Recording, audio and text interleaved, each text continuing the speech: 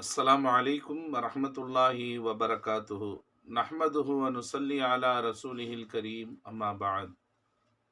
அன்பிற்குரிய அல்லாஹ்வின் நல்லடியார்களே, பெருமானார் ஸல்லல்லாஹு அலைஹி வஸல்லம் அவர்களுடைய சிறப்புகளின் தொடரை நாம் பார்த்து வருகிறோம். நமது இந்திய திருநாட்டின் தந்தையாக, தேசத்தந்தையாக போற்றப்படக்கூடிய மகாத்மா காந்தி அவர்கள் பெருமானார் ஸல்லல்லாஹு அலைஹி வஸல்லம் அவர்களை பற்றிய செய்திகளை நாம் இன்றைக்கு பார்க்க இருக்கிறோம்.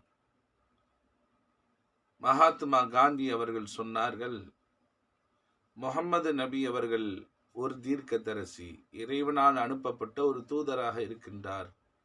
அவர் அன்றைய காலகட்டத்திலே அவர்கள் பட்ட கஷ்டங்களினுடைய வரலாறுகளை நான் படித்து பார்த்தேன்.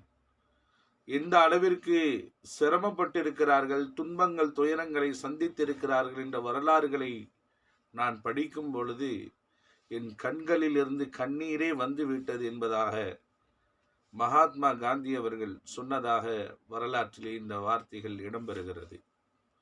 இஸ்லாத்தை ஏற்காத பெரும் பெரும் தலைவர்கள் முதற்கொண்டும் பெருமானார் ஸல்லல்லாஹு அலைஹி வஸல்லம் அவருடைய வரலாறுகளை படித்து கண்ணீர் சிந்தி இருக்கிறார்கள், அவருடைய தியாகங்களை உணர்ந்திருக்கிறார்கள் என்பது நமக்கு தெளிவாக தெரிகிறது. அன்பிற்குரியவர்களே, நாம் ரசூலுல்லாவுடைய உம்மத்துமார்களாக இருக்கிறோம். ரசூலுல்லாவுடைய நெருக்கத்தை பெற்ற நல்லடியார்களாக இருக்கிறோம். அப்படி இருக்கும் பொழுது ரசூலுல்லாவுடைய வாழ்க்கை வரலாறுகளை அதிகமாக தெரிந்து கொள்வதும், அவருடைய தியாக உணர்வுகளை புரிந்து கொள்வதற்கும், அவர்களுடைய சொல்லுக்கு கட்டுப்பட்டு நடக்கக்கூடிய விஷயத்தில் நாம் எவ்வளவு கடமைப்பட்டிருக்கிறோம் என்பதை நாம் எல்லாம் உணர்ந்து பார்க்க கடமைப்பட்டிருக்கிறோம். காந்தி அடிகள் மட்டுமல்ல, உலகத்திலே சொல்லப்படக்கூடிய பேசப்படக்கூடிய மிக முக்கியமான தலைவர்கள் எல்லாம் பெருமானார் ஸல்லல்லாஹு அலைஹி வஸல்லம் அவர்களை தொட்டு பேசாமல் இருந்ததே கிடையாது. அதிலும் மிகவும் பிரபலியமாக தமிழகத்திலே ஆளுமை திறன் கொண்ட ஆட்சியாளர்கள், தலைவர்கள் எல்லாம் சொல்லப்படக்கூடிய செய்தி என்ன தெரியுமா? இன்றைக்கு நாங்கள் மேடைகளிலே உரையாற்றக்கூடிய இந்த திறனை பெற்றிருக்கிறோம் என்றால் அது முஹம்மது நபி அவர்களை பற்றி பேசப்படக்கூடிய மீளாது மேடைகள் தான் எங்களுக்கெல்லாம் எங்களுடைய பேச்சுக்கு வளர்ச்சியாக துணையாக இருந்தது என்று சொன்னார்கள். சுபஹானல்லாஹ், எவ்வளவு பெரிய வார்த்தை பாருங்கள். ஒரு மாற்றார் இன்னும் கலிமாவை சொல்லவில்லை, ஆனால் அவருடைய பேச்சுக்கு காரணமாக இருந்தது மீலாதுடைய மேடைகள் என்று. இப்போ ஸல்லல்லாஹு அலைஹி வஸல்லம் அவர்களை பற்றி பேசாத எந்த நாட்டு தலைவர்களும் கிடையாது. எல்லா நாட்டு தலைவர்களும் பெருமானாரை பற்றி பேசியிருக்கிறார்கள். ஒருவேளை பேசாமல் இருக்கிறார்கள் என்றால் அவர் இன்னும் வரலாறுகளை புரட்டாத தலைவர் என்று நாம் விளங்கிக் கொள்ளலாம்.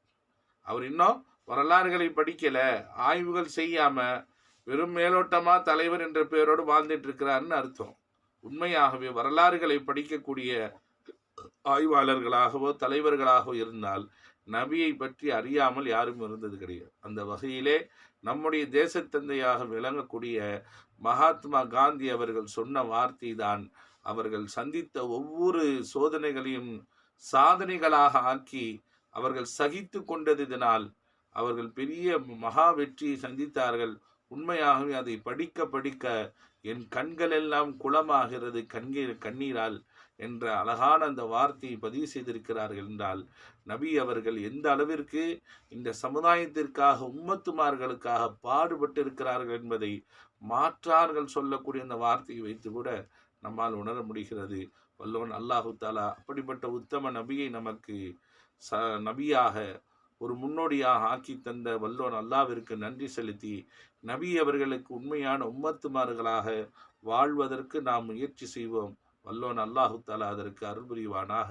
வஆகிரு தஅவானா அனில் ஹம்துலில்லாஹி ரப்பில் ஆலமீன்.